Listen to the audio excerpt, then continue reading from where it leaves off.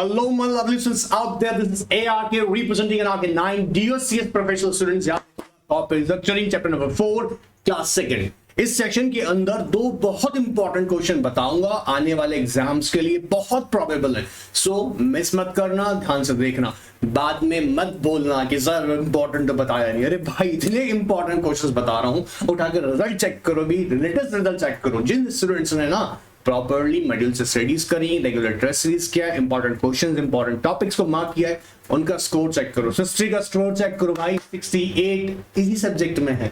सो ध्यान से सुनिए, ध्यान से पढ़िएगा और देखते हैं कौन सा इस बार का रिकॉर्ड ब्रेक करता है। तो अच्छा स्कोर है, 68 मार्क्स, मतलब अच्छा खासा स्कोर है। एनीवेज आइए हम भी सीख लेते हैं फटाफट से। हम लोग देखिए, अभी हमने कुछ छोटी छोटी बातें करी थी। आई होप पार्ट फर्स्ट आपने कंप्लीट कर लिया है, नहीं देखा है पहले देख लीजिएगा ताकि ये इजी हो जाए समझना। क्योंकि यहां पर मैं वापस से आपको बता दूं कि हम डिस्कस करेंगे practical guide to due diligence. जी हाँ, practical guide to due diligence important topic क्यों होने वाला है ना, समझो। जब भी मर्जर एंड एक्विजिशन ट्रांजैक्शंस की बात होती है, क्या मर्जर एंड एक्विजिशन ट्रांजैक्शन की बात होती है, तो भाई आपको ना ये प्रोसेस फॉलो करने पड़ते हैं। और सबसे इंपॉर्टेंट बात, हमें ये कॉन्सेप्ट क्लियर होना चाहिए कि ड्यू डिलिजेंस बेसिकली है क्या। वैसे तो secretary audit compliance management due diligence में अलग से ही चैप्टर 19 20 डिटेल में समझेंगे, बट क्योंकि यहाँ की टॉपिक की रिक्वायरमेंट है, सो ध्यान सुनेगा, ध्यान समझेगा। ऑलराइट, सो सबसे पहले क्या होगा समझिएगा, एक्वायरर क्या करेगा, टारगेट कंपनी ध्यान सुनना, एक्वायरर क्या करेगा, मेरे वर्ड्स पे फोकस करो ताकि याद हो जाए। एक्वायरर क्या करेगा, टारगेट कंपनी की फाइनेंशियल और नॉन फाइनेंशियल इंफॉर्मेशन कलेक्ट करेगा। क्या कह रहे हैं, financial and non financial information collect करेगा, उन्हें एनालिसिस करेगा ताकि उस कंक्लूजन को ड्रॉ कर सके। वो क्या कंक्लूजन ड्रॉ कर सके कि ये डील मेरे लिए प्रॉफिटेबल है या नहीं। अब क्वेश्चन राइज होता है कि sir financial and non financial information, जी हाँ उम्मीद करता हूं पता होगा, नहीं पता है तो नोट करना अपना मॉड्यूल में, अपने नोट्स में। फाइनेंशियल इंफॉर्मेशन क्या होंगी सोच के देखिएगा, कंपनी की बैलेंस शीट्स, कंपनी का इनकम स्टेटमेंट, कंपनी का कैश फ्लो स्टेटमेंट, कंपनी की retain income, of course retain earning statement. ये लिख लीजिएगा, याद रहेगा, एग्जांपल्स याद रहेंगे तो थोड़ा अच्छा रहता है आपके समझने के लिए।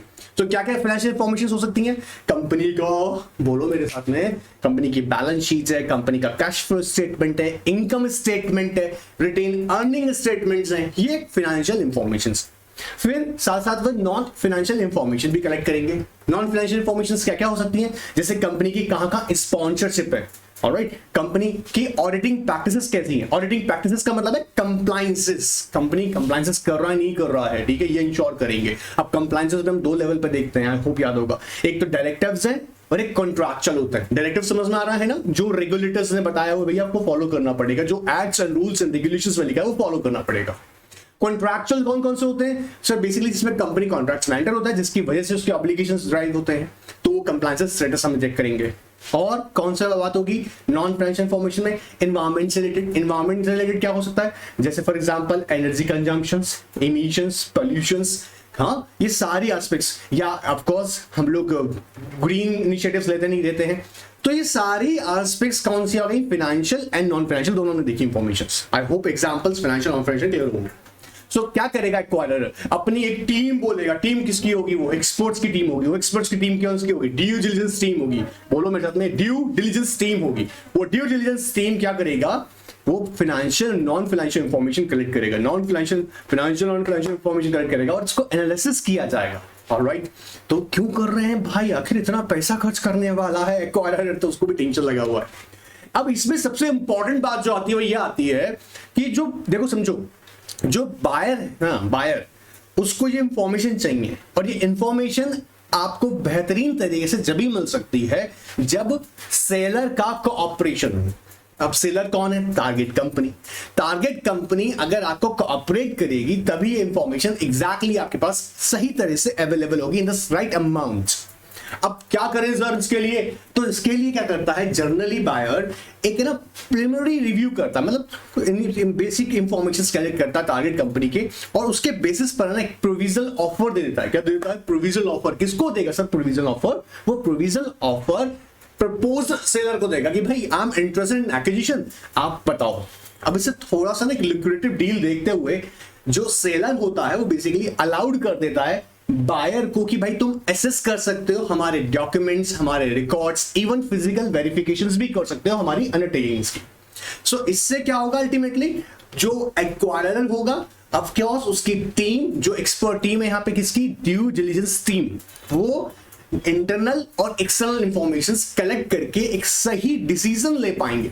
अब सर ये इंटरनल और एक्सटर्नल इंफॉर्मेशंस, अरे मेरे भाई external informations which are available in public domain, like जो भी रजिस्टर्ड अथॉरिटीज एंड रेगुलेटर्स है जिनके पास में पब्लिकली डॉक्यूमेंट्स अवेलेबल है, आप वो देख सकते हो। अभी लेटेस्ट सिखा रहा हूँ सर्च एंड स्टेटस रिपोर्ट के अंदर, आई होप याद हो रहा होगा। इंटरनल इंफॉर्मेशन जो बेसिकली बायर के और सेलर के पास है, जी हाँ, टारगेट कंपनी के पास है, तो वो आप उसके मैनेजमेंट के साथ डिस्कस करके ऑफ कोर्स वहां से आप कलेक्ट कर सकते हैं। आई होप ये पहले बेसिक बात पकड़ना आई होगी। तो सबसे पहला मैंने क्या कहा, यहाँ ड्यू डिलिजेंस कंडक्ट किया जाएगा। ड्यू डिलिजेंस के अंदर हम लोग क्या करेंगे, हम financial and non financial information को कलेक्ट करेंगे, एनालिसिस करेंगे। हम लोग का मतलब कौन है, एक्वायरर। हम लोग किसको बोल रहे हो यहाँ पे हम, एक्वायरर। एक्वायरर कैसे करेगा काम, through the expert of the team, professional team. Sir ये प्रोफेशनल टीम आप वर्ड यूज कर रहे हो, बेटा प्रोफेशनल टीम का मतलब यहाँ पर technical experts, legal experts, taxation experts, company corporate laws experts, ये एक्सपर्ट्स की टीम बनेगी ताकि ना बायर जो है वो सही डिसीजन ले सके। किसके बारे में, sir acquisition. Do you understand, acquisition का मजाक नहीं है भाई साहब। डील होती है 500 CR, 1000 CR, मतलब 500 करोड़ का डील है, 1000 करोड़ का डील है। अरे भाई पैसा बहुत बड़ा लगने वाला है, ऐसे कैजुअल डिसीजन तो नहीं लेने वाले हैं। Alright, I hope you can get my point. आइएगा याद कर लेते हैं, पहले इस कॉन्सेप्ट को थोड़ा सा हमने देखा। अब देखो फटाफट से आओ स्क्रीन पे, अपना मॉड्यूल पे ध्यान रखना और स्क्रीन पे भी फोकस करो। देखो, due diligence is a meaningful analysis of collected information. मेरे साथ बोलिएगा ताकि हमें याद हो, कॉन्सेप्ट समझ में आए। देखो पहला क्या है, कलेक्टेड द इंफॉर्मेशन, किस लिए, to arrive some decision about a potential transaction. About the potential transaction मतलब पॉसिबिलिटीज हैं, आई एम इंटरेस्टेड, मैं खरीदना चाहता हूं, बट मैं जो एक्सपेक्ट कर रहा हूं मुझे अगर वो सारी बातें मिल जाएंगी तो मैं डील क्रैक कर दूंगा। ये सो क्या है ड्यू डिलिजेंस, ये क्या कर रहा है, collection of information to arrive at some decision. Diligence exercise is a crucial task in this process. अब देखो यहाँ पर एग्जाम में आया थोड़ा बहुत इन बातों को याद रखना चाहिए। क्या प्रोसेस है, financial and non financial information of the target companies collected. Note down कर लेना, फाइनेंशियल में मैं जानता हूं बहुत बच्चों को पता होता है, लेकिन जिनको नहीं पता होता है वो किसी से ना शर्माएं, लिखें यार, नहीं बेसिक्स हमारे क्लियर है, हम लिखेंगे। लिखना फाइनेंशियल में बोलो बैलेंस शीट की है, कैश फ्लो स्टेटमेंट है, इनकम स्टेटमेंट है, रिटेन अर्निंग स्टेटमेंट्स हैं। ये एग्जांपल्स आप नोट कर लीजिएगा, और भी हैं बट एग्जांपल्स आप पास नोट कर लीजिएगा। नॉन फाइनेंशियल इंफॉर्मेशन है, कैसी हो सकती है, कंप्लायंस स्टेटस हम उसको चेक करेंगे, तो हम बोलते हैं ऑडिटिंग प्रैक्टिसेस। हाँ, हम स्पॉन्सरशिप चेक करेंगे, कंपनी का स्पॉन्सरशिप है, ऑडिटिंग प्रैक्टिसेस हैं, एनवायरमेंटल कंसर्न है, these are the non financial informations. तो ये टारगेट कंपनी की हमने financial non financial information collect किया। दूसरा स्टेप क्या होगा, एनालिसिस। देखो एनालिसिस करेंगे, किस लिए, in order to drive profitability after acquiring the target company. Ultimately objective क्या है, वी वांट प्रॉफिट। अब भैया इतनी बड़ी इन्वेस्टमेंट करने के बाद में प्रॉफिट ही नहीं होता तो ये रियलाइज होगा कि हमने गड़बड़ी क्या कर दी, और पकड़ मारा तो गड़बड़ी से बचना है। सो प्रॉपर्ली ड्यू डिलिजेंस एक्सरसाइज करना चाहिए। अब कह रहा है, देखो दूसरे पे यहां अगर हम ध्यान से देखें, यहां कहना चाह रहा है कि इसके लिए सबसे इंपॉर्टेंट है, इंफॉर्मेशन कलेक्ट करने के लिए सबसे इंपॉर्टेंट है कि सेलर जो है, प्रपोज्ड सेलर, वो आपके साथ कोऑपरेट करे। अगर प्रपोज सेलर कोऑपरेट ही नहीं कर रहा तो भाई कैसे डील अच्छी हो सकती है। देखो, a successful due diligence depends to a large extent on the cooperation of the propose seller.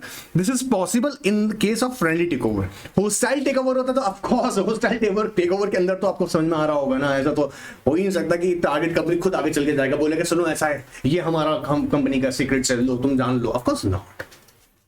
Now, generally, the buyer conducts a preliminary review and of the target company, and after a provisional offer is made by the buyer to denote the interest in the acquisition. अब वो बता देता है कि भाई ये preliminary offer review करने के बाद में ऑफर देता है, प्रोविजनल ऑफर कहते हैं, फाइनल ऑफर तो बाद में होगा नेगोशिएशन के बाद में, बट प्रोविजनल ऑफर देता है कि भैया I am interested in acquisition. अब क्या होगा, इससे क्या होगा, एन एनवायरमेंट इज क्रिएटेड, इससे एनवायरमेंट क्रिएट होगा for the target company to allow the access to the documents, records and most aspects of the business including the physical inspection of the undertaking. Of course, physical inspection. You know, on the paper बहुत सारी बातें लिखी हुई हैं उसके बारे में, under target company के बारे में, उसकी एसेट्स के बारे में, उसके लायबिलिटीज के बारे में, उसकी प्लान्स के बारे में, यूनिट्स के बारे में, टेकिंग्स के बारे में। भाई let me allow to make some physical inspection, ताकि पता लग जाए एग्जैक्टली ऐसा है नहीं है। और ये कब पॉसिबल होगा? जब वो आपको ये एसेस अलाउ कर देगा। आई होप पकड़ में आया होगा point. Now, for the collection of the information relating to target company is not an easy task, especially when the target company doesn't cooperate in the matter. Information may be gathered external as well as internal sources. External sources are available कहाँ से आप extract कर सकते हैं from the public domain, and however gathering of the internal information is somewhat difficult. Not absolutely difficult, but somewhat difficult. Absolute difficult का मतलब क्या? मिल ही नहीं सकता भाई, कुछ भी query कर लो नहीं मिलेगा। Somewhat difficult, हाँ difficult है, but not easy, but difficult है। ऑलराइट, आई होप यहां तक का पैराग्राफ समझ में आया होगा। इसमें सिर्फ हमने फर्स्ट पैराग्राफ समझा है कि डिलिजेंस बेसिकली क्या कर रहे हैं। यहाँ पर हम लोग इंफॉर्मेशन कलेक्ट कर रहे हैं, एनालिसिस कर रहे हैं डिसीजन पे ड्राइव करने के लिए, अगर डिसीजन ले सकें। दूसरा हमने देखा इसके लिए बेटर क्या होगा, अगर हमारे साथ कोऑपरेट करे सेलर, अगर सेलर कोऑपरेट करेगा तो आप उसके डॉक्यूमेंट्स को एसेस कर सकते हैं, रिकॉर्ड्स को एसेस कर सकते हैं, फिजिकल अंडरटेकिंग की इंस्पेक्शन कर सकते हैं। आई होप ये पॉइंट्स पकड़ में आए होंगे। अच्छा, एक मैंने जैसे इंपॉर्टेंट बात बताया यहाँ पे कि जब बायर प्रिलिमिनरी रिव्यू कर लेता है और एक ऑफर रख देता है, प्रोविजनल ऑफर सामने रख देता है, तो कहीं ना कहीं है ना यहाँ पे सेलर भी इंटरेस्टेड होता है, तभी वो आपको एसेस अलाउ करेगा, है ना। ऐसे थोड़ी ना कि आपको डॉक्यूमेंट देखने देगा, रिकॉर्ड देखने देगा। आई होप पकड़ मारा। अब कौन कौन से ऐसे की एरियाज हैं, ध्यान से रखना, जहां ना ड्यू डिलिजेंस कंडक्ट किया जाना जरूरी है। जैसे अभी देखो इसकी लिस्ट है बहुत लंबी चौड़ी, लेकिन मैं तुमको अभी फटाक से याद कराऊंगा। जैसे इंडस्ट्री एनालिसिस करेंगे, मेरी बात सुनना ध्यान से, इंडस्ट्री एनालिसिस करेंगे। अभी पहले एक बार शक्ल देख लेते हैं इन लोगों का, फिर हम लोग सबको समझेंगे। इंडस्ट्री एनालिसिस है, मैनेजमेंट एनालिसिस है, फाइनेंशियल एनालिसिस है, आईपीआर है, टैक्सेशन है, marketing, manufacturing, litigation and compliance status of the various applicable laws. सारी लिखने पड़ेंगे नहीं, एटलीस्ट आपको 9 पॉइंट्स आपको याद होना जरूरी है। अंदर का डिटेल कैसे लिखना है अभी इसी क्लासेस में बताऊंगा, ठीक है, इसी क्लास में बताऊंगा। सो क्या क्या हम एनालिसिस करेंगे? इंडस्ट्री एनालिसिस, ठीक है। मेरे साथ पहले रिवाइज कर लो, इनके टाइटल्स याद कर लो, फिर डिटेल्स में याद कराते हैं, ठीक है। टाइटल पहला क्या है sir? Industry analysis, management analysis, financial analysis, IPR analysis. और मैं तुम्हें बताऊं मजे की बात, तुम सुनते सुनते तुम्हें भी याद हो रहा होगा मीनिंग। क्या क्या सर? पहला सबसे पहली बात industry analysis. Industry analysis highly competitive industry तो नहीं है, ग्रोथ रेट कैसी है इसके अंदर, ओह माय गॉड सर, यहाँ तो सर बड़ा झंझट है सर, एंट्री बैरियर्स है, एग्जिट बैरियर्स है इंडस्ट्री, ठीक है। अभी याद करवाते हैं, पहले एक बार पॉइंट्स याद करते हैं। सो इंडस्ट्री एनालिसिस करेंगे। ड्यू डिलिजेंस कंडक्ट करने के लिए कौन कौन से एरियाज हैं कंपनी सी? हाँ, तो पहले क्या देखेंगे हम लोग? इंडस्ट्री एनालिसिस करके देखेंगे भैया ये हमारा लिए प्रॉफिटेबल डील होगा नहीं होगा। Let's check the industry. जैसे इंडस्ट्री कौन कौन सी होती है अभी बताऊंगा। पहले आओ, इंडस्ट्री एनालिसिस किया जाएगा, बोलो मेरे साथ में, इंडस्ट्री एनालिसिस, मैनेजमेंट एनालिसिस, बोलो industry analysis, management analysis, financial analysis, IPR analysis, financial analysis, IPR analysis, taxations and marketing, manufacturing, litigations and compliance status of applicable laws। एक बार और रिवाइज कर लेते हैं, लंबी लिस्ट है ना, 2-4 बार बोलेंगे ना याद हो जाएगा। एटलीस्ट अगर 2-5 बार बोलेंगे ना और एग्जाम में क्वेश्चन अगर आ भी गया ये, तो आपको 4-5 तो वैसे पॉइंट जरूर रहेंगे। जैसे बोला इंडस्ट्री एनालिसिस करेंगे, फाइनेंशियल एनालिसिस करेंगे, फ्री वाले पॉइंट्स हैं, ठीक है। इंडस्ट्री एनालिसिस करेंगे, फाइनेंशियल एनालिसिस करेंगे, बोला मैनेजमेंट जानेंगे, उसका मैनेजमेंट एनालिसिस करेंगे, बोला मार्केटिंग एनालिसिस करेंगे, मैन्युफैक्चरिंग एनालिसिस करेंगे, टैक्सेशन, यहाँ टैक्सेशन एनालिसिस करेंगे, टैक्स एनालिसिस करेंगे, बोला अच्छा ठीक है। और क्या हो सकता है? बोले IPR analysis important, IPR analysis करेंगे। और क्या हो सकता है? कंप्लायंस स्टेटस क्या है उसका, सारी हुए आई होप। चलिए स्टार्ट करते हैं विद इंडस्ट्री एनालिसिस। अब इंडस्ट्री यहाँ पे कुछ टॉप इंडस्ट्रीज इंडिया, जी हाँ, इंडियन इकोनॉमी के अकॉर्डिंग यहाँ पे मेंशन की हुई है आपके लिए, सो उसे फोकस कीजिएगा एक बार। जैसे आयरन एंड स्टील इंडस्ट्रीज, हाँ, highly competitive, textile, jute, sugar, cement, paper, automobile, information technology, IT, banking and insurance, ये इंडिया के अंदर टॉप इंडस्ट्रीज है अकॉर्डिंग टू इंडियन इकोनॉमी। सो ध्यान से चाहे तो नोट कर ले, चाहे क्या नोट करो भाई, चाहना क्या है इसमें, तुम्हारे मतलब की चीज लिखवा रहे हैं, चाहना नहीं है लिखना ही है, ठीक है। सो क्या क्या है? आयरन है, स्टील है, सर ऐसे तो बहुत सारी है ऑफकोर्स, लेकिन टॉप तुम्हारे सामने लिखे हैं, ठीक है। ऑटोमोबाइल है, बैंकिंग, इंश्योरेंस है, जूट है, शुगर है, सीमेंट है, पेपर है, ऑलराइट। तो क्या पहले देख रहे हैं हम लोग इंडस्ट्री एनालिसिस के अंदर? कंपटीशन। दूसरा देख रहे हैं ग्रोथ रेट। अब ग्रोथ रेट के अकॉर्डिंग देखें तो इंडिया में ना हेल्थ केयर इंडस्ट्री और online details, travel and foods, ये कुछ ऐसी हैं जो जिनमें ग्रोथ रेट है ना बस जबरदस्त है। आप एक्सपीरियंस कर रहे होंगे इसे। Food industry, food and travel and food industry जम के चलता है हमारे यहाँ पे। ऑनलाइन रिटेल का तो क्या जमाना है भाई, आपके सामने ही सब कुछ है ना, सब लोग ऑनलाइन शॉपिंग करते हैं, सबको पता है कि तो सही ऐप आज के डेट में ऐसी हैं जो ऑनलाइन रिटेल में बिजनेस कर रही हैं और अच्छा खासा कमा रही हैं। हेल्थ केयर इंडस्ट्री, ये तो कभी खत्म ही नहीं होनी है, फार्मास्यूटिकल, ठीक है। सो इंडस्ट्री जब एनालिसिस किया जाएगा तो क्या क्या पॉइंट्स कंसीडर करेंगे, कंपटीशन कैसा है उसके अंदर, दूसरा ग्रोथ रेट कैसी है, फ्यूचर प्रोजेक्शंस, आज जो इंडस्ट्री है फ्यूचर में सेम कभी नहीं रहने वाली है। जैसे फॉर एग्जांपल ऑटोमोबाइल के अंदर आपने देखा, ऑटोमोबाइल सेक्टर उठा लो, देखो ऑटोमोबाइल सेक्टर के अंदर ही आपने ऑब्जर्व किया होगा डीजल वर्जन, फिर हमारे पास दो है ना फ्यूल के अंदर, डीजल एंड पेट्रोल। उसके अलावा फिर हम देखते हैं और सीएनजी आया, अभी इलेक्ट्रिक कार्स हैं, इलेक्ट्रिक व्हीकल्स आ रहे हैं। सो ये चेंजेस हैं। सो फ्यूचर प्रोजेक्शंस, ठीक है। एंट्री बैरियर्स हैं, एग्जिट एंट्री बैरियर्स, जैसे for example regulatory requirements fulfil करना पड़ेगा, लाइसेंसिंग रिक्वायरमेंट्स हैं, एरिया वाइज है, लोकेशन है, ज्योग्राफी है, इनके अकॉर्डिंग आपको अलाउ किया जाएगा, ठीक है। एग्जिट के अकॉर्डिंग है, अब एग्जिट बोला नॉट इजी टू एग्जिट है, बोला सारा पेपर वर्क करना पड़ता है, टेक्स टू मच टाइम, ऐसे आप इमीडिएटली एग्जिट भी नहीं कर सकते हैं। सो ये इंडस्ट्री एनालिसिस के अंदर हम चेक करेंगे, ठीक है। Merger and acquisition and industry, of my god, merger and acquisition industry, merger and acquisition in the industry results and brand evaluation, so ये कुछ एस्पेक्ट्स हम लोग कहां कंसीडर करेंगे, इंडस्ट्री के अंदर।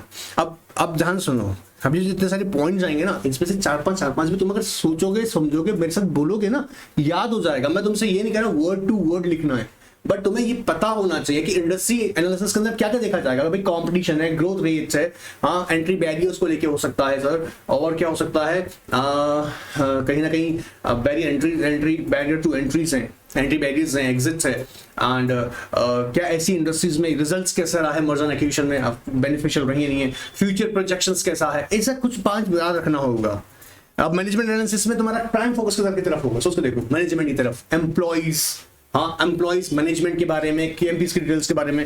इसके अलावा हम लोग देखेंगे सेम अगर हम और कंसिडर करें, यूनियन के साथ कॉन्ट्रैक्ट कैसे हैं, रिटायरमेंट पॉलिसीज क्या बनाई हुई हैं, कॉम्पनसेशन पॉलिसीज किस तरीके की हैं, ये सारी एस्पेक्ट्स हम कवर करेंगे इसके अंदर मैनेजमेंट एनालिसिस के अंदर। Let's understand it, like companies HR policies क्या हैं, एचआर पॉलिसीज के अंदर भाई कंपनी के एम्प्लॉयज के लिए यू नो क्या रूल्स बना है, क्या स्टैंडर्ड्स बना है, यू नो कई बार जनरली हम ऑब्जर्व करते हैं रूल्स एंड रेगुलेशंस जो कंपनी में एक पर्टिकुलर स्टैंडर्ड्स हैं, वो कल्चरल प्रैक्टिसेस में फॉलो करनी पड़ेंगी।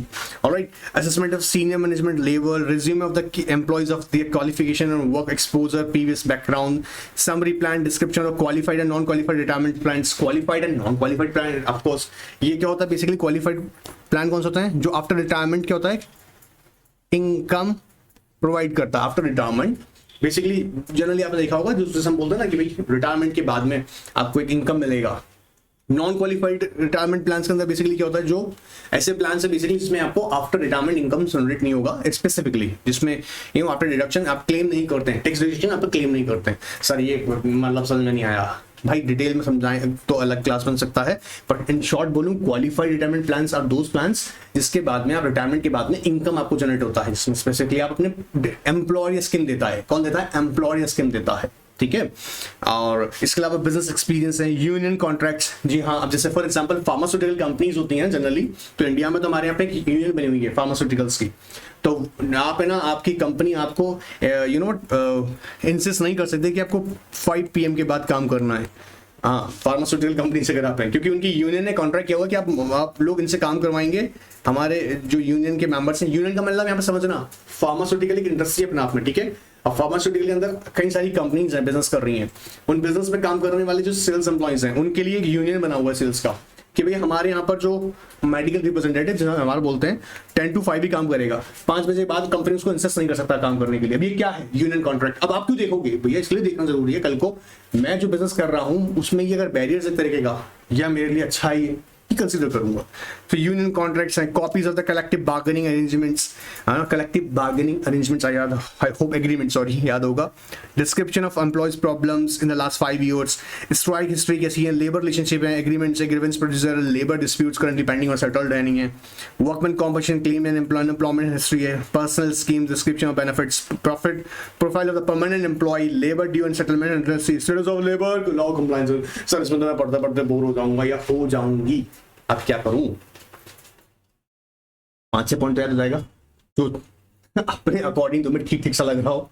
आई होप इतना तो याद कर सकते हो। ठीक है, अभी एक बताने वाला हूं, उसके बाद एक क्वेश्चन बहुत इंपॉर्टेंट है, बट ये इसको छोड़ नहीं सकते, ठीक है। ऐसे सेम अगर जाएंगे हम फाइनेंशियल में क्या देखेंगे, सारी फाइनेंशियल एस्पेक्ट्स, जैसे हम लोग जनरली रेशियोज एनालिसिस करते हैं ना, आई होप इतना तो याद होगा, रेशियो एनालिसिस करते हैं तो सारे वो रेशियो एनालिसिस यहाँ पर कंसीडर किए जाएंगे। कंपनी की of course audited financial statements देखा जाएगा, अनऑडिटेड फाइनेंशियल स्टेटमेंट्स जो लेटेस्ट होगा वो देखा जाएगा, कंपैरिजन किया जाएगा प्रीवियस के साथ में, उस पे ऑडिटर की रिपोर्ट्स क्या है, ऑडिटर के कमेंट्स क्या है, कंपनी के इनकॉर्पोरेशन से लेके या लास्ट 5 ईयर से उसके अब तक के ऑडिटर के कमेंट्स किस तरीके के रहे, ये सारी एस्पेक्ट्स इसमें कंसीडर करने वाले हैं फाइनेंशियल एनालिसिस के अंदर। जैसे audited financial statements with the auditor report last 5 years और company since inception समझते हैं ना, कंपनी का इनकॉर्पोरेशन से लेके आज तक का अगर जो लगेगा, ठीक है, तो इंसेप्शन मतलब इनकॉर्पोरेशन से होता।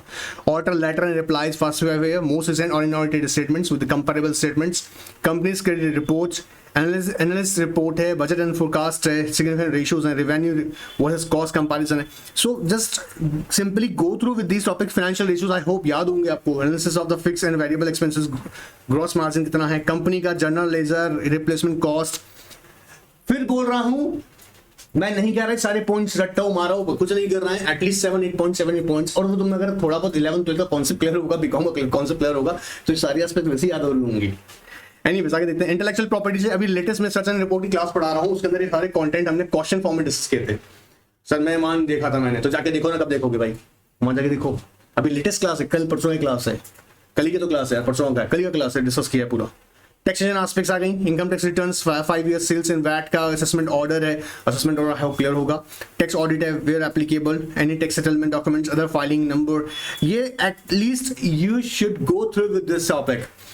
एरियाज बताया है, और ठीक है, इसलिए आपको थोड़ा क्लियर होना चाहिए। एरिया जैसे इंडस्ट्रियल एनालिसिस मैंने कहा, फाइनेंशियल है, मैन्युफैक्चरिंग, मार्केटिंग, आईपीआर से रिलेटेड है, टैक्सेशन से रिलेटेड है, कंप्लायंस स्टेटस को लेकर है, ये एटलीस्ट आपके नॉलेज में हो बस, ठीक है। मैन्युफैक्चरिंग में हम किस को देखेंगे, location, technology, manufacturing, quality, research and development, source of raw material. Anyways I hope उम्मीद कर रहा हूं ये तुम रीड कर सकते हो। बट अगर किसी स्टूडेंट को लगता है कि सर मुझे इसमें डिफिकल्टी आ रही है, इन पॉइंट्स में भी अगर डिफिकल्टी आ रही है, जो उसके सब पॉइंट्स हैं, इन सब पॉइंट्स में अगर आपको कोई भी दिक्कत किसी भी वर्ड में आ रही है, NRK9 के व्हाट्सएप पे आप मुझसे पूछ सकते हैं, मैं आपको आंसर करूंगा, अब करता ही हूं, करूंगा क्या, करता ही हूं। एंड लगता है तो कमेंट बॉक्स में भी पूछ सकते हो, जहां तुम पूछते हो ही नहीं, कमेंट बॉक्स में तुम पूछते हो ही नहीं, तारीफें करते हो, भाई तारीफें अच्छी लगती हैं नो डाउट, पर देखो ऐसा लगता है ना कि कुछ काम की बातें भी हो जाएं, ठीक है। मैंने मान लिया मेरी तारीफ करते हो, मैं बहुत अच्छा हूं, ठीक है। चलो यार आगे चलो, आओ पढ़ते हैं। आओ देखो अभी यार ये इंपॉर्टेंट मार्क कर लो भाई, वेरी इंपॉर्टेंट क्वेश्चन इस चैप्टर में से, ये भी एक बहुत ही बढ़िया क्वेश्चन बनता है, देखो। और मैं तुम्हें बता दूं क्वेश्चन का डिजाइन भी कैसा हो सकता है। Managing the due diligence process, वापस बोल देंगे, managing the due diligence process क्या कह रहा है, as due diligence is a wholesome exercise that requires a specialised knowledge, expertise and experience to complete the task in the time bound and effective manner. Comment, discuss, elaborate, examine, ये question ऐसे बन के आ सकती है, note कर लेना, बाद में मत बोलना पता नहीं था, अरे नोट करो भाई, हाईलाइट करो अपने मॉड्यूल में, ठीक है। और जो बच्चा लोग मॉड्यूल से नहीं पढ़ रहे हैं, मॉड्यूल नहीं रख रहे हैं, भगवान उनको सद्बुद्धि दे। हाँ जाओ, क्वेश्चन समझ में आ रहा है। A due diligence is a wholesome exercise that requires specialized knowledge. Specialized knowledge का मतलब we need the team of expert. फिर कह रहा है एक्सपर्टाइज एंड एक्सपीरियंस, 3 चीजें क्या होना जरूरी है जब आप टीम कॉन्स्टिट्यूट करेंगे, अपनी टीम एस्टैब्लिश करेंगे। क्या सर मतलब ड्यू डिलिजेंस टीम बनाई जाएगी तो टीम में मेंबर कैसे होने चाहिए, स्पेशलाइज्ड होने चाहिए, एक्सपर्टाइज होने चाहिए, एक्सपीरियंस्ड होने चाहिए, to complete a task in a time bound and effective manner. Time bound manner, ऐसा नहीं है कि प्रोजेक्ट आ गया दे देंगे बता देंगे, अरे नहीं, you have a limited time, जैसे तुम्हारे एग्जाम के लिए लिमिटेड टाइम है भाई, ऐसे ही यहाँ पे भी लिमिटेड टाइम होता है, ठीक है।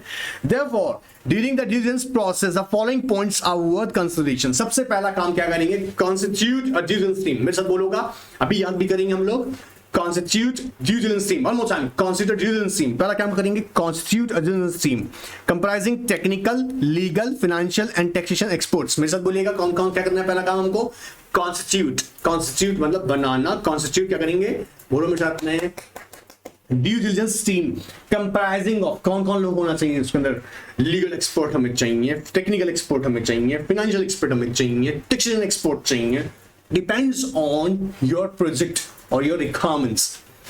assign the task to each member and the coordination among the members supervised by the senior level officer. अब क्या किया जाएगा, पहले आपने टीम बनाया, first you have constitute the team, division team. Second काम क्या होगा, assign the task to each member. भाई टेक्निकल काम जो होगा, फॉर एग्जांपल कंपनी के आईटी और कंपनी के आईपीआर से रिलेटेड एक टेक्निकल एक्सपर्ट को दे दिया, भाई तू एग्जामिन कर.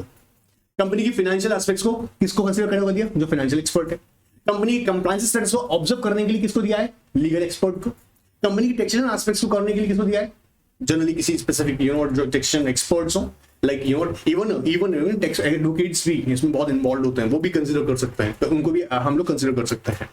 तो सेकंड स्टेप में क्या करेंगे, assign the task to each member of the team and the working will be supervised by the most senior level member. ठीक है sir. Collect the data of the target company with reference to and corporate records. अब ये team जाएगी, वही तुमको बता रहे थे, ये कलेक्ट करेगी डेटा, क्या डॉक्यूमेंट्स हैं, रिकॉर्ड्स हैं, फिजिकल इंस्पेक्शन है, अंडरटेकिंग्स की, वो ये लिखेगी. तो पहला स्टेप क्या लेता है, मेरे साथ बोलो यार भाई, याद करना है तुमको. क्या करेंगे, कॉन्स्टिट्यूट डिविजन टीम. दूसरा हमने क्या कहा, असाइन अ टास्क टू. अच्छा इतना शॉर्ट पॉइंट बोल रहा हूँ, याद पूरा ही करना है, ठीक है. Constitute division team, it doesn't mean that कितना याद करेंगे, comprise of legal, technical, financial, taxation expert से पूरा लिखना है, ठीक है. सेकंड क्या करेंगे हम लोग, assign a task to each member of the team and their working must be supervised by the senior most level officer. Third क्या करेंगे, collect the information of room target company. भाई कौन सी information, financial and non financial. अब जैसे generally कौन कौन से आएंगे, देखो प्रमोटर्स की होल्डिंग चेक कीजिएगा, स्टॉक होल्डर्स का इंफॉर्मेशन चाहिए, important contracts including intellectual property है, सेल्स है, परचेज है, आईटी है, ये कॉन्ट्रैक्ट्स इंपॉर्टेंट कॉन्ट्रैक्ट्स है.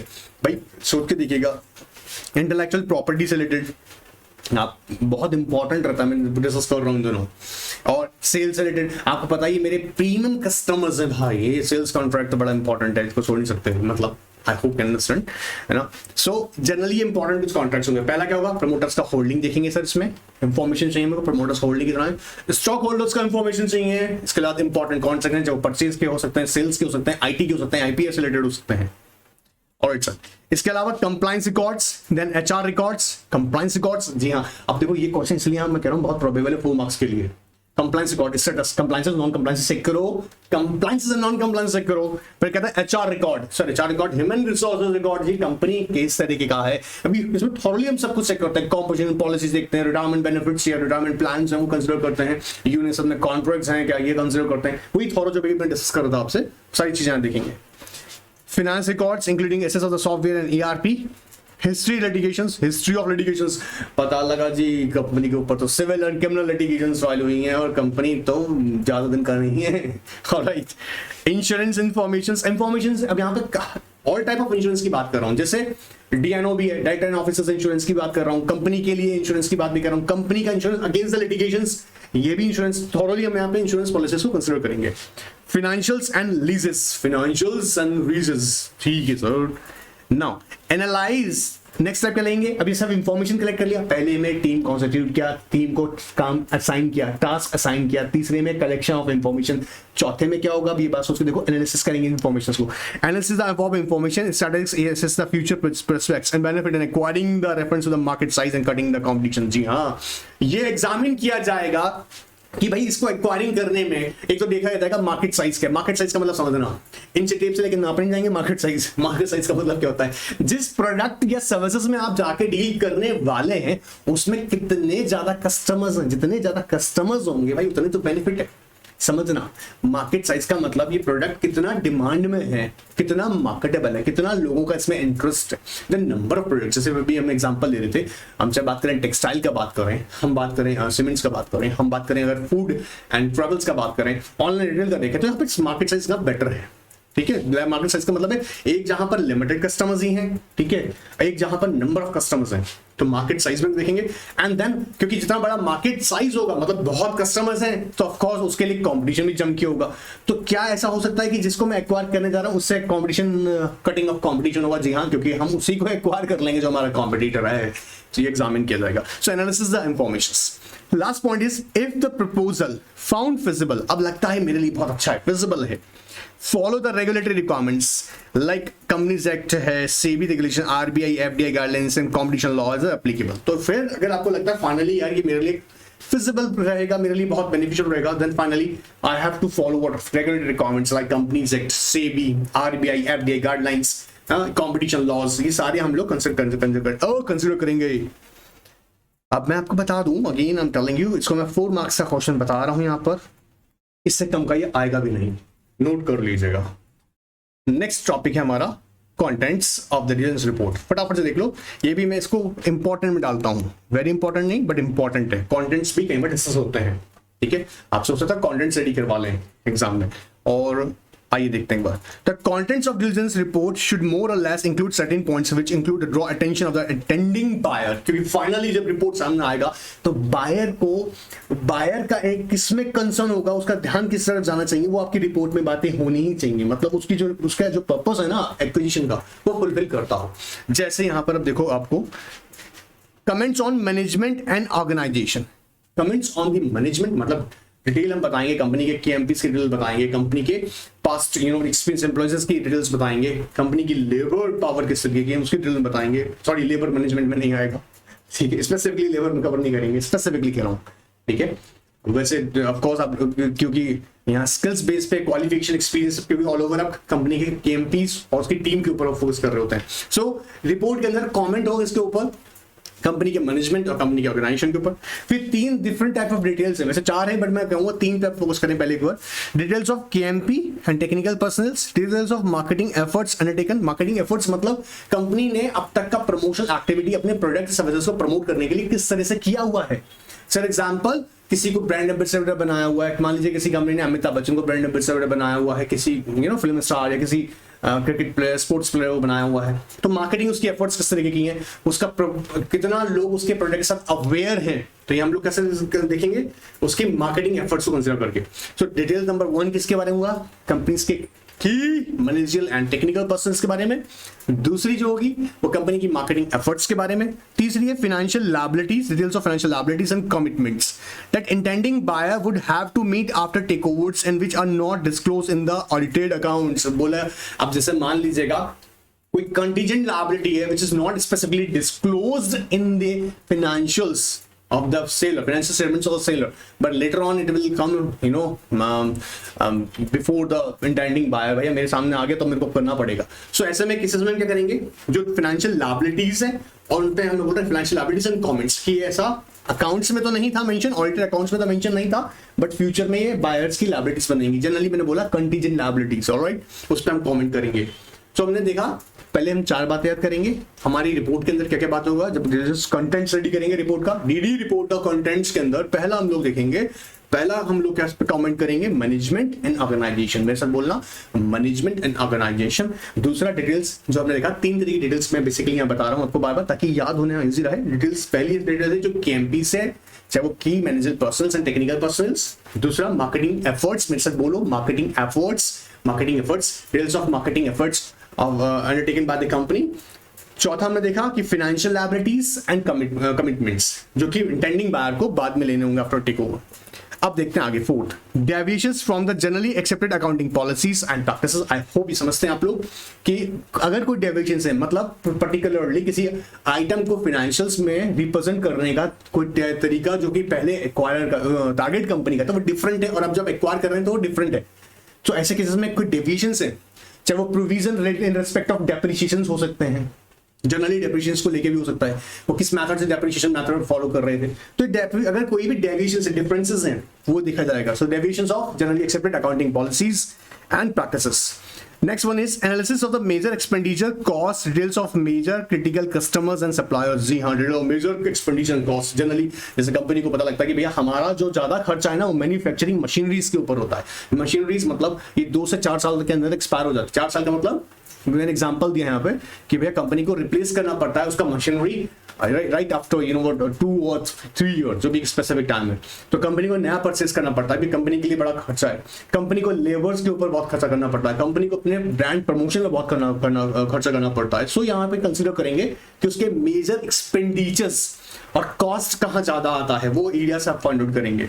प्लस यहाँ पे कहता है critical customers and suppliers. Critical customers का मतलब भैया इन कस्टमर्स से अगर हमें बिजनेस मिलता रहेगा या सप्लायर्स से हमें रॉ मटेरियल मिलता रहेगा, ये सर्विसेज मिलती रहेंगी, तो हमारे इस बिजनेस के लिए फ्रूटफुल रहेगा। सो ये हम देखेंगे कि कौन से हमारे क्रिटिकल सप्लायर्स एंड कस्टमर्स हैं, तो हमारे कंटेंट में सारी बातें लिखेंगे, हम रिपोर्ट बनाएंगे उसमें लिखेंगे हम, ठीक है, कि these are the critical customers और सप्लायर्स ऑफ द कंपनी। फिर उनका लिस्ट बनाया जाएगा, डिटेल उनका प्रिस्क्राइब किया जाएगा। Compliances of taxation and other statutory laws as status and impact of the litigation in their respect। जी हाँ, ये भी देखेंगे कोई litigation है तो उसका impact क्या होगा। Benefits enjoyed by the intending seller, benefits enjoyed by the intending sellers and which intending buyer may lose on a takeover and vice versa। बोला क्या बात कर रहे हो यार, मतलब सेलर जो बेनिफिट्स एंजॉय कर रहा है टेक ओवर के बाद बायर नहीं कर पाएगा। हाँ जी, कुछ ऐसे केसेस होते हैं, जैसे आप देखना लाइसेंसेस जो होते हैं स्पेसिफिकली, जैसे फैक्ट्री लाइसेंसेस है आपको दिया हुआ है, हाँ, वो लाइसेंस आपके लिए ही है, आप उसको ट्रांसफर नहीं कर सकते हैं। आपको याद होगा, उम्मीद कर रहा हूँ, लीज हो सकती है पर लाइसेंस नहीं हो सकता है। लाइसेंस आप ट्रांसफर नहीं कर सकते, अपना लाइसेंस किसी को कैसे ट्रांसफर कर दोगे? कंपनी एपीसी लिमिटेड को मैन्युफैक्चरिंग करने का लाइसेंस ग्रांट किया गया है, ठीक है, तो उसके लिए क्या होगा कि मैन्युफैक्चरिंग का इस लाइसेंस को ट्रांसफर कर देगा किसी और को? नहीं कर सकता। उठाकर रिकॉर्ड चेक कर लेना, प्रैक्टिकली जानता हूँ, एक्सपीरियंस हूँ, I know that very well. लेकिन अब ध्यान सुनना, जैसे लाइसेंस है और क्या हो सकता है, जैसे अभी पहले मान के चलो पहले आप प्राइवेट कंपनी थे, हाँ, अब वो एग्जम्पशंस आपको नहीं मिलने वाली अगर आप पब्लिक कंपनीज को एक्वायर कर रहा है। या ऐसा भी हो सकता है कि स्मॉल कंपनी थी उसकी इसको एक्वायर कर रहे हैं, तो स्मॉल कंपनी वाले एग्जम्पशंस आप एंजॉय नहीं कर सकते। सो ये देखा जाएगा कि जो यहाँ पर जो बायर था जो बेनिफिट्स एंजॉय कर रहा था, वो टेक ओवर के बाद क्या, you know what, sorry, seller जो है वो एंजॉय कर रहा था पहले जो बेनिफिट एंजॉय कर रहा था, बट अब वो क्या टेक ओवर के बाद में बायर एंजॉय कर पाएगा नहीं कर पाएगा, तो ये कंसीडर करेंगे। List of adjustments of the latest financial statements, I hope ये बात पता है, एडजस्टमेंट्स की बात कर रहा हूँ, और complaint of base of the all findings which have impact on the price of the target acquisition of the to be considered by the intending buyer. Number and types of litigations, जी हाँ, ये देखेंगे number मतलब कितनी litigations हैं, 4, 5, 10, 11, 12, हाँ, number of, जैसे भी लास्ट मैंने कुछ टाइम पहले सुना था पतंजलि के ऊपर मोर देन 100 लिटिगेशन है, मजाक नहीं है भाई 100 का भी, और ऐसे लिटिगेशन जनरली कंपनी से फाइल होती रहती हैं, ठीक है। तो ये देखेंगे नंबर ऑफ लिटिगेशंस कितनी है एंड देयर टाइप्स। टाइप का मतलब सिविल है, क्रिमिनल है। सिविल का है तो चलो ठीक है, कॉम्पनसेट करने वाला है, वो भी थोड़ा कहीं ना कहीं नुकसान करने वाली हो सकती है, बट अगर क्रिमिनल है तो भैया ये मोर सीरियस इन नेचर है, कंपनी की जान तक ले सकती है, तो ये भी हम कंसीडर करेंगे। Detail of the assets and the customers take away, अब ये देखेंगे detail of the assets, company detail of the customer assets, detail of the key assets company के कंसीडर करेंगे, plus customers take away. Customers take away मतलब ये लोग हमको छोड़ सकता है, ठीक है। Anyways, now what I am trying to say कि ये कंटेंट्स ना एक बार वापस से बोलते हैं ताकि याद हो जाए। पहला हमने common take management and organisation पे, फिर 3 तरह का डिटेल, कैंपीज का डिटेल होगा, मार्केटिंग एफर्ट्स का डिटेल डिस्कस करेंगे, फाइनेंशियल लायबिलिटीज एंड कमिटमेंट्स। इसके अलावा हमने देखा डेविएशंस मतलब गैप से, जनरल, ये तो पढ़ा है सबने ना, general accepted accounting policies and practices, तो डेविएशंस अगर है तो वो देखेंगे। मेजर एक्सपेंडिचर्स क्या है, कॉस्ट क्या है, आपके क्रिटिकल सप्लायर्स कौन है, कस्टमर्स कौन है, उसका आप कंटेंट्स पूरा रेडी करके बताएंगे डिटेल्स रिपोर्ट के अंदर। कंप्लायंसेस आपका टैक्सेशन के कंप्लायंसेस हैं या तो स्टैट्यूटरी कंप्लायंस हैं या लिटिगेशंस हैं, वो उनका इंपैक्ट क्या होगा, लिटिगेशंस का इंपैक्ट की बात कर रहे हैं। Benefits enjoyed by the seller which the intending buyer may lose on the takeover. Example note कर लेना भाई, अभी बताए थे, ठीक है। And adjustment of the financial statements हैं या number and the types of litigations, and last one is the details of key। अब ये चाहो ना डिटेल्स वाले को तुम इस पॉइंट से ऐड कर दो ताकि तुम्हें इजी रहेगा। डिटेल्स ऑफ, तो 4 डिटेल्स हो जाएंगे, एक तो 4 डिटेल किसका हो जाएगा, केएमपीज का, दूसरा मार्केटिंग एफर्ट्स का, तीसरा हमारा फाइनेंशियल लायबिलिटीज एंड कमिटमेंट्स जो बायर करेगा, and the fourth one is key assets and customer take away. ये 4 पॉइंट्स डिटेल्स में चला जाएगा, वैसे ही याद हो गया टॉपिक, समझ में आ रहा है? तो मेरे लवली स्टूडेंट्स, आई होप आपको एक क्लास में कोई दिक्कत नहीं आएगा। फिर भी अगर प्रॉब्लम है किसी वर्ड में तो ना के नान का व्हाट्सएप, जहां पे मैं इमीडिएटली आपको आंसर कर सकता हूं, इसलिए बार-बार कहता हूं, वहां कर सकता है मुझसे क्वेरी, क्वेश्चन कोई भी। दूसरी, किसी भी क्लास के साथ साथ जो टेस्ट अब चल रहे हैं उस टेस्ट को बिल्कुल मिस मत कीजिएगा, क्योंकि टेस्ट से तो पता लगेगा हम लिख क्या रहे हैं। Alright, good bye, take care.